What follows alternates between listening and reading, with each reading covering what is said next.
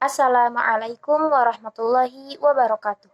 Alhamdulillahirabbil alamin wassalatu wassalamu ala asrofil anbiya'i wal mursalin wa ala alihi wa sahbihi ajmain amma ba'du.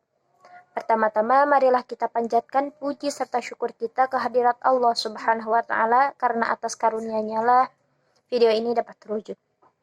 Salawat serta salam semoga tercurah limpahkan kepada junjungan kita semua yakni Habibana wa Nabiyana wa Maulana Muhammad Sallallahu Alaihi Wasallam. Kepada keluarganya, kepada sahabatnya, kepada tabi'in tabi'atnya, dan insya Allah kepada kita selaku umatnya akhir. Dosen mata kuliah pembelajaran Al-Quran yang saya hormati, rekan-rekan PAI 2E yang saya cintai dan saya banggakan. Video ini ialah bentuk video review pertemuan perkuliahan ke-14 mata kuliah pembelajaran Al-Quran. Dengan dibuatnya ini ditujukan untuk memenuhi tugas mandiri mata kuliah pembelajaran Al-Quran. Adapun yang akan dibahas dalam video ini ialah mengenai Quran Surat Ar-Rum ayat 40 hingga 41. Bunyi dari Quran Surat Ar-Rum ayat 40 hingga 41 ini ialah A'udzu billahi minasy syaithanir rajim. Bismillahirrahmanirrahim. Allahul ladzi khalaqakum tsumma razaqakum tsumma yumitukum tsumma yuhyikum. Hal min syurakaikum man yaf'alu min dzalikum min syai'. Subhanahu wa ta'ala amma yushrikun. Zaharal fasadu fil barri wal bahri bima kasabat aydin nasi liyudhiqahum ba'dal ladzi 'amilu la'allahum yarji'un. Shadaqallahul azim. Artinya, Allah menciptakan kamu, kemudian memberimu rezeki, lalu mematikanmu, kemudian menghidupkanmu kembali. Adakah di antara mereka yang kamu sekutukan dengan Allah itu yang dapat berbuat sesuatu yang sedemikian itu? Maha suci Dia dan maha tinggi dan apa yang mereka persekutukan. Telah tampak kerusakan di darat dan di laut. Disebabkan karena perbuatan tangan manusia, Allah menghendaki agar mereka merasakan sebagian dari akibat perbuatan mereka, agar mereka kembali ke jalan yang benar. Adapun hukum tajwid pada Quran Surat Ar-Rum ayat 41 ini ialah pada lafadz dhaharal fasadu al-fasadu, termasuk pada alif lam qamariyah, mad tabi'i, fil barri, alif lam qamariyah dengan ro-nya tahqiq, wal bahr ialah alif lam qamariyah, ri-nya ialah ro tarkik, bima mad tabi'i, kasabat hamas, aidi harfulain, aidin nasi, alif lam syamsiyah, liyudhi mad tabi'i, liyudhi qahum ba' ihfa syafawi, ba'dal ladhi mad tabi'i, amilu mad tabi'i, la'allahum yarji'un. La'allahum yarji'un ialah idhar syafawi.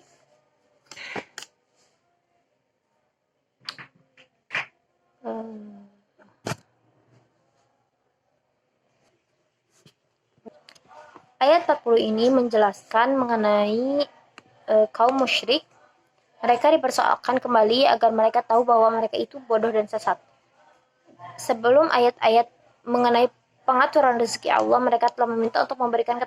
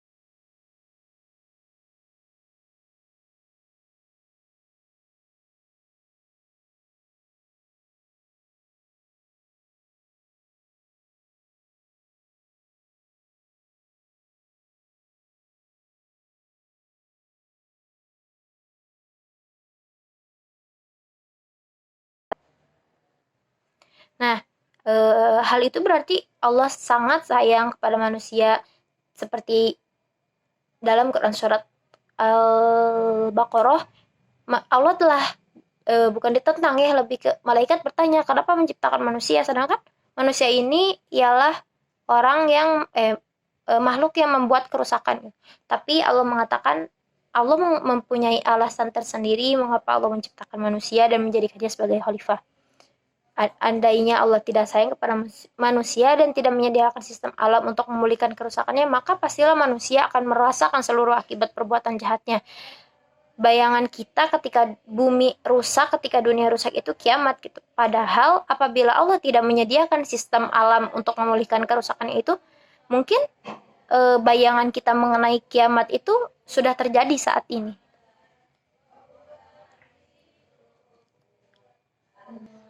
Nah, sekian penjelasan mengenai Quran surat Ar-Rum ayat 41.